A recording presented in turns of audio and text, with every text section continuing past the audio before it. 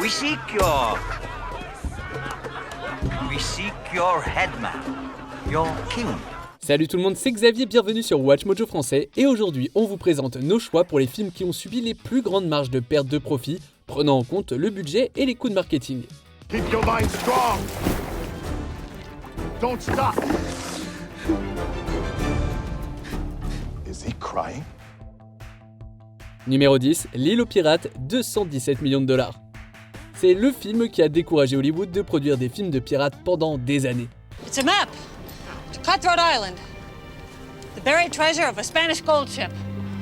More gold, jewels and plunder than you've ever dreamed of. Pourtant, le film avait beaucoup d'atouts sur le papier. Le réalisateur Renny Harlin était un habitué des films d'action passionnants. Gina Davis et Matthew Modine étaient des noms commercialisables pour le film. All right, I'm going, but no tricks, and hurry.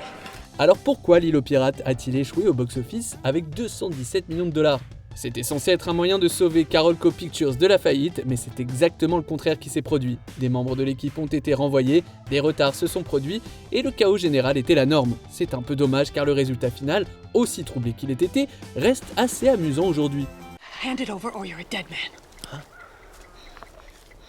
Did you ever think that I might have taken it to give to you? Numéro 9, Le Roi Arthur, la légende d'Excalibur, 144 à 197 millions de dollars. Le nom de Guy Ritchie ne signifiait pas ce qu'il signifiait en 2017 lorsque ce film est sorti en salle. This is your prophecy. Now tell us, King. What do you have to say? Le scénariste et réalisateur a connu des succès comme Snatch dans les années 90, mais cette adaptation de la légende arthurienne a coûté entre 144 et 197 millions de dollars. Le Guardian a rapporté à l'époque que le scénario avait assemblé des éléments de plusieurs autres scénarios liés de la légende d'Arthur pour créer son histoire. Which George? King George, Angry George, George the Dragon? Be clear, Arthur, which George? Il aurait également été question de plusieurs suites et d'un univers cinématographique arthurien. Hélas, les critiques mitigées et les faibles recettes au box-office ont mis un terme à ce projet. I've been sent by His Majesty to deliver a message. Let's think. À l'heure où je vous parle, le film n'a toujours pas atteint le seuil de rentabilité. Numéro 8, Pan, 114 à 199 millions de dollars. Est-ce que 2015 était l'année où le public réclamait enfin un préquel à Peter Pan? Now kneel. I said kneel! I am the son of a warrior and a prince. I will never bow to you. Eh bah apparemment non, parce que ce film aurait fait perdre à Warner Bros entre 114 et 199 millions de dollars. Et ce, malgré la présence d'acteurs tels que Hugh Jackman et Amanda Seyfried sur le projet. How many times I am not to be disturbed when I'm at the rejuvenator! Les fans et les critiques ont été pour le moins mitigés quant au résultat final, un film qui utilise beaucoup d'images de synthèse, mais qui ne semble pas ajouter grand chose à l'histoire de Peter Pan.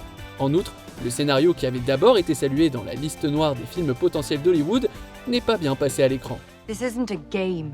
You've seen what Blackbeard has done to Neverland already. Pan a quelques défenseurs critiques, mais ça n'a pas eu d'influence sur les recettes en salle. Numéro 7, Avalonia, l'étrange voyage, 193 à 212 millions de dollars. Ce film a été le premier de Walt Disney Animation à inclure un personnage LGBTQIA+ dans le rôle principal, et certains pensent que cette décision a pu contribuer à son faible succès au box-office. Avalonia a été retiré de certains marchés en raison de ce choix créatif, bien que les critiques du film aient été généralement positives. I spent my whole life wondering about this moment. Would it be like? Would it look like? Would it feel like? And how does it feel? Feels perfect. Les romans d'aventure qui constituent le matériel source d'Avalonia n'étaient peut-être pas adaptés à son public cible, ce qui a pu contribuer à sa perte financière. De plus, le public s'était habitué à attendre les films d'animation en streaming plutôt que d'aller au cinéma, à cause de la pandémie de Covid. Are you serious? This world is dying. I need your help. Et au final, ce film a été l'un des plus gros flops de l'année et aurait coûté au studio entre 193 et 212 millions de dollars. Numéro 6, Sinbad, la légende des 7 mers, 214 millions de dollars. Les histoires de Sinbad le marin ont déjà fait les beaux jours du box-office dans les années 50, 60 et 70. Et il s'agissait alors de productions en prise de vue réelle, et Sinbad, la légende des 7 mers, a tenté de revitaliser cette marque par le biais de l'animation. It worked? Sinbad, you did it. Malheureusement pour DreamWorks, le résultat final a fait plouf, pour un montant de 214 millions de dollars. Les critiques à la sortie étaient mitigées, louant largement les images et la musique, mais moins d'autres éléments importants, tels que l'histoire. Thank you. You're welcome. No problem. Don't worry about it. I won't. Good. DreamWorks a failli ne pas se remettre de cette perte, et Sinbad reste un point noir dans l'histoire de la société. Numéro 5, Mortal Engines, 219 millions de dollars. La sous-culture steampunk se traduit-elle bien sur grand écran ? Hollywood semblait le penser en tout cas en 2018 en sortant Mortal Engines. Give me everything you have. Peter Jackson a coécrit et coproduit le film qui était basé sur une série de livres. Le public n'a toutefois pas réagi à Mortal Engines de la même manière qu'au voyage de Jackson dans la Terre du Milieu par exemple. I've heard that before. I just need a little more time. Always so sure of yourself. Le film s'est soldé par un échec de 219 millions de dollars pour Universal et Wingnut Films, la société de Peter Jackson.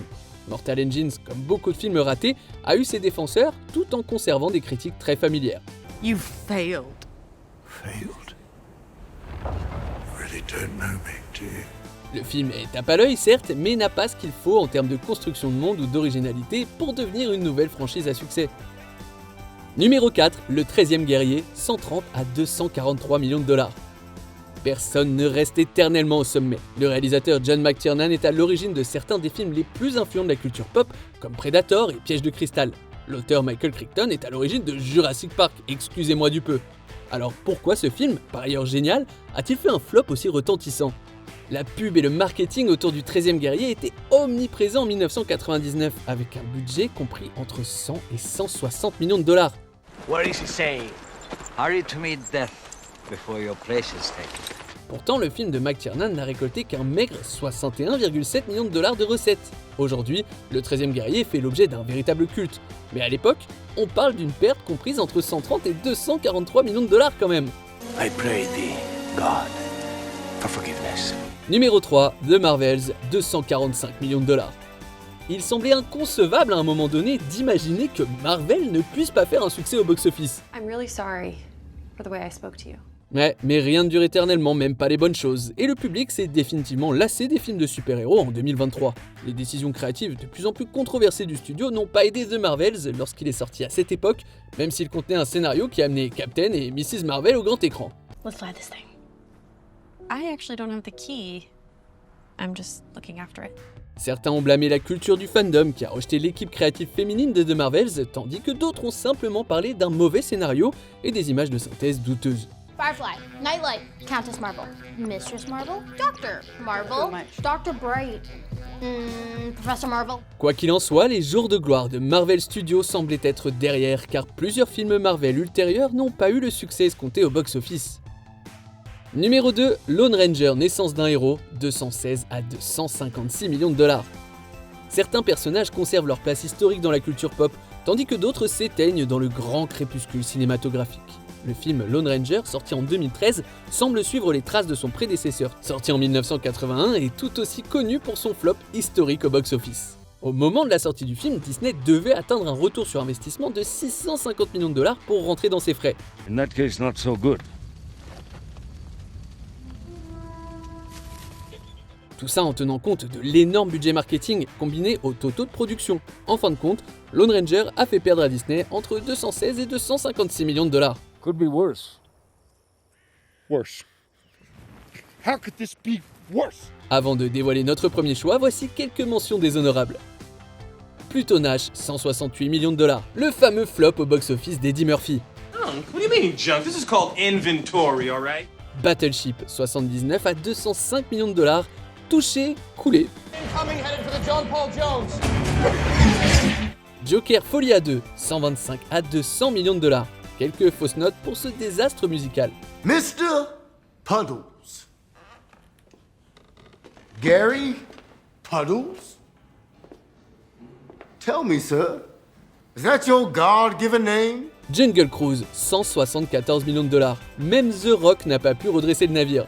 After 400 years, I found it. Milo sur Mars, 140 à 201 millions de dollars. Un faux pas interstellaire. Whoa! You didn't eat your broccoli. Broccoli makes me barf. Blanche-Neige, 115 millions de dollars. Miroir, miroir, quel est le pire film de l'histoire? People need some kindness. You know, I really don't remember you being this opinionated. Avant de continuer, abonnez-vous à notre chaîne et sonnez la cloche pour être tenu informé de nos dernières vidéos. Vous pouvez être notifié occasionnellement ou pour toutes les vidéos. Sur votre téléphone, assurez-vous que les notifications sont activées dans les paramètres. Numéro 1, John Carter, 153 à 274 millions de dollars. On ne saura probablement jamais si ce personnage d'Edgar Rice Burroughs aurait pu porter une franchise cinématographique sur ses épaules. I hear that you are incredibly dangerous. Le matériel source reste fascinant et l'histoire de John Carter est un autre cas où certains l'ont revisité et en sont revenus avec une vision plus sympathique. Captain John Carter, Virginia. Virginia. Cependant, l'argent supplémentaire accordé à John Carter, tant pour la production que pour le marketing, a une fois de plus créé un fossé qui s'est avéré insurmontable pour Disney. Plus de 600 millions de dollars de recettes auraient été nécessaires pour que la Maison de la Souris puisse rentabiliser son investissement. Ça ne s'est pas produit et Disney a même perdu entre 153 et 274 millions de dollars une fois que tout a été dit et fait. Selon vous, les critiques ou le public se sont-ils trompés sur l'un ou l'autre de ces films? Ian, check it out. This is an ancient drawbridge. We lower that bad boy and we are on our way to Raven's Point. Que pensez-vous de notre sélection? Dites-le moi dans les commentaires et checkez ces autres super vidéos de Watch Mojo français.